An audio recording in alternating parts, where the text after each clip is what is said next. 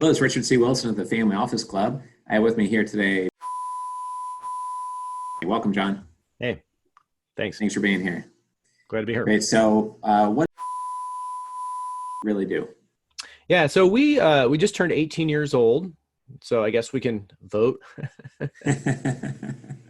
We were founded out of the ashes of Arthur Andersen. So a lot of great things, I think, came from Arthur Andersen, great firm. We are a multifamily office, over 60% owned by a group of clients. Not all of our clients, just some original ones and some after that. And we have 58 client families in 30 different states. Notwithstanding our name, most of our clients and assets are outside of the wonderful metropolis of St. Louis, Missouri. And so we're a multifamily office. We help our clients with everything.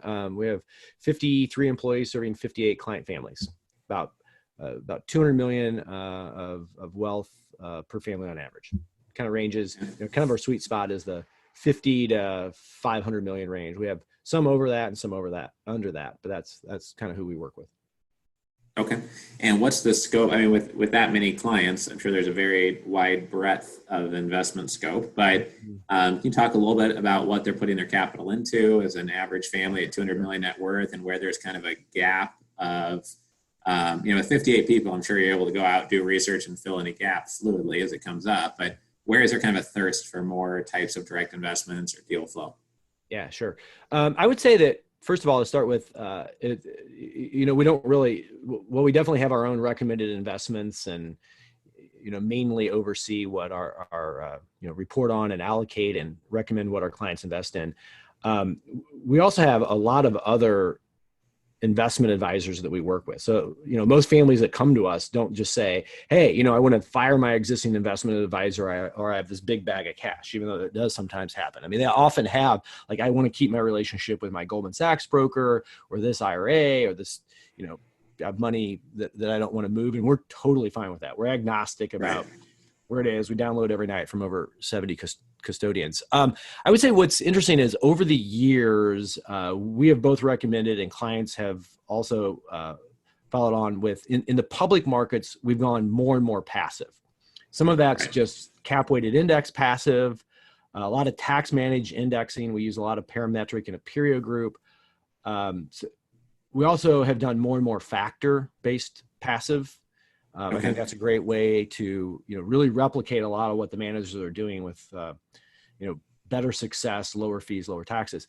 Really where the differentiation comes in and the ability to outperform, because if you think about it, to outperform, you need to have at least one of three things. You need to have better information, better analysis, or better behavior. If you think about the public markets, it's almost impossible to have the first two. Right. So, we hire managers in the public sphere that have better behavior, which often means having lockups so they can not be, chasing returns.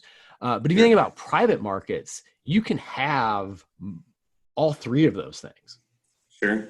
Yeah. So that's where we, look more to access the higher performing managers. Okay. Or in public markets that are more, concentrated and often have lockups.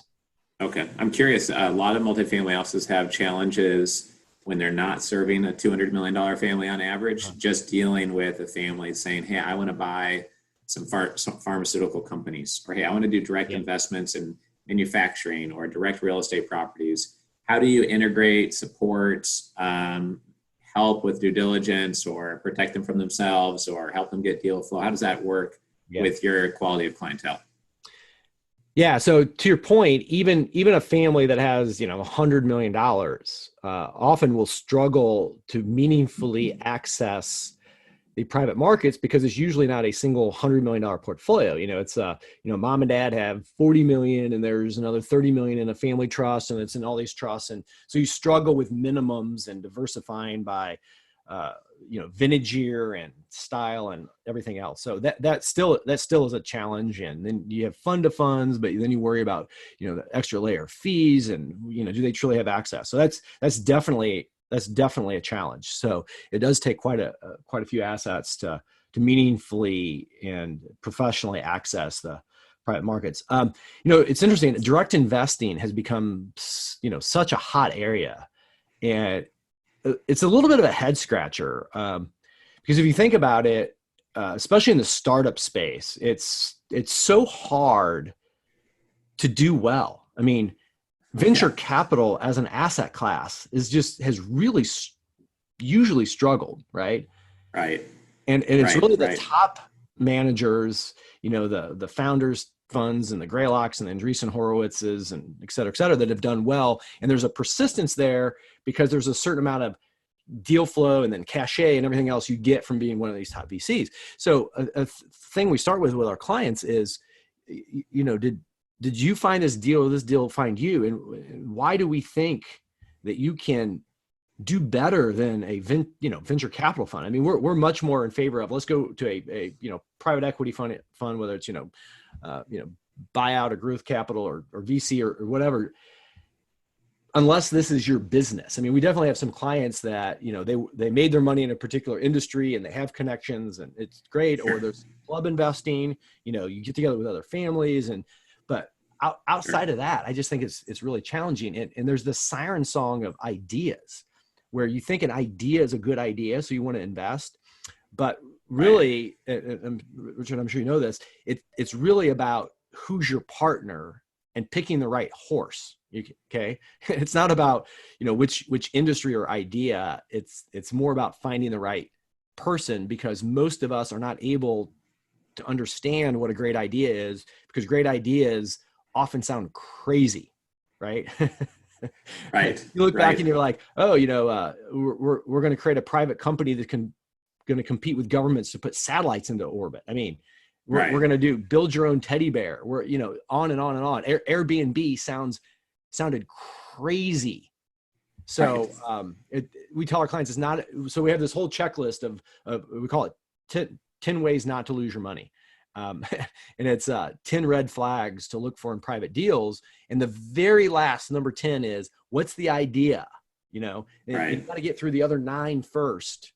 And it's really hard. So in a non-emotional way, we work with our clients and say, okay, let's check these boxes. And, we have a number of clients that are just really sophisticated private investors that we're helping as a sounding board. And then we have others that, bring us stuff. We're probably looking at a private deal once a week.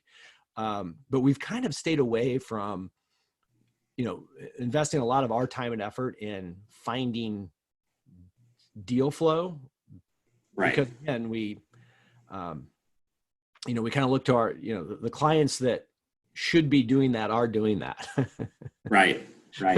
Yeah. A lot of things right there. I mean, what we've been doing is focusing on we're like in a investor club for non-startups at the privateequity.com level. So Family Office Club is 2,000 investors, and all types of deals come through the club. We've got lots of angel investors and people that love early stage tech. But because there's 500 angel investment groups on every corner, and there's some very well-ran ones that are very deep in due diligence, we let them do their thing. Yeah. And for the 207 investors that we look for directs for, we just kind of stay away from early stage stuff completely because of what you just said. Yeah. We look for kind of boring, relatively low risk, moderate return deals. Maybe there's some good upside that could happen in it, but get their money off the table. But to your point, the families who have the deepest expertise and can really pick the greatest investments have usually made their money in that space. And you're not going to be smarter than them at that space. And you're also not going to be able to take some deal easily and show it to all 200 families and say, yeah, this deal is good for all of you, because they can't add strategic value to the deal unless they made their money in that space. So it's a tough thing to navigate, I know. I'm also curious, and then I'll get to the last questions. I know we're trying to wrap this up, somewhat quickly.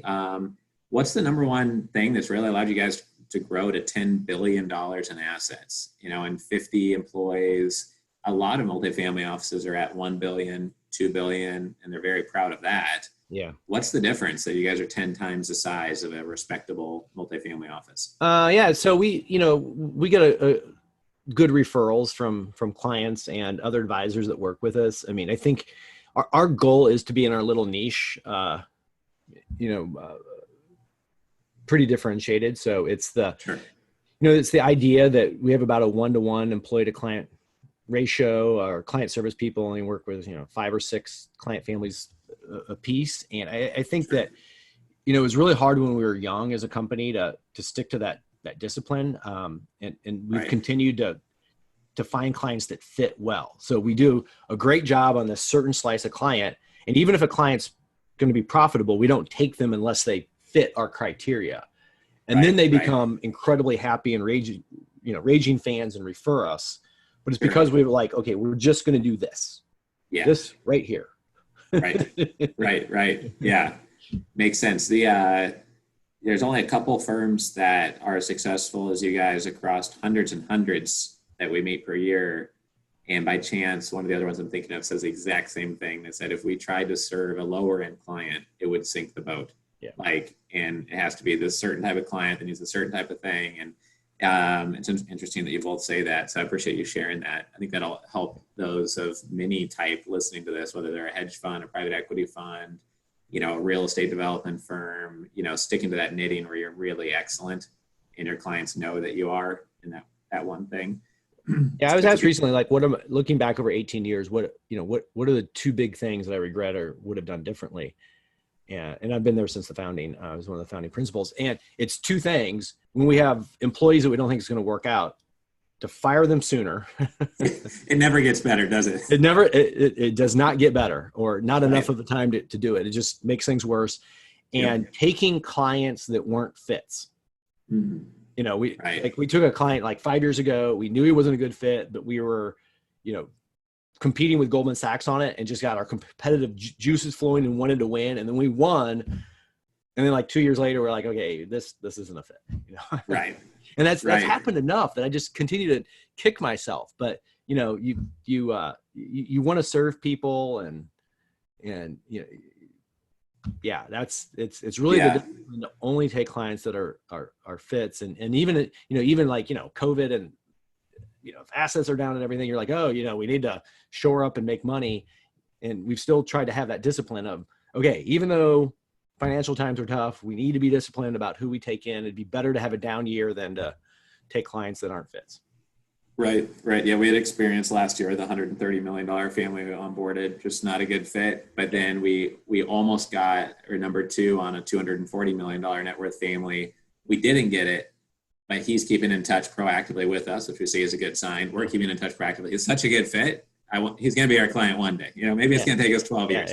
But he's just the right type of character and person. So I can relate to that, 100%. Great. Well, I think we've taken up enough of your time here today. If anyone listening would like to get a hold of John, it's one of the benefits of membership. Connect you if there's some way to work together. Yeah, and I write a blog most days, so love to have subscribers to that. You can find that in my LinkedIn or company. I also write for Forbes and do a few columns a month for Forbes. Great. So always love to have readers. Yeah, awesome. Maybe that's something that we can share some of that content and get that exposed to some of our members and help you grow that as a thank you for being on. Yeah, my most recent article is on why the stock market doesn't make any sense. Yeah. Everyone will agree with that premise. Yeah, but it's why that's the case. Okay. Yeah. Great. Well, appreciate your time here today, John. Take care. Cool. Thanks, Richard.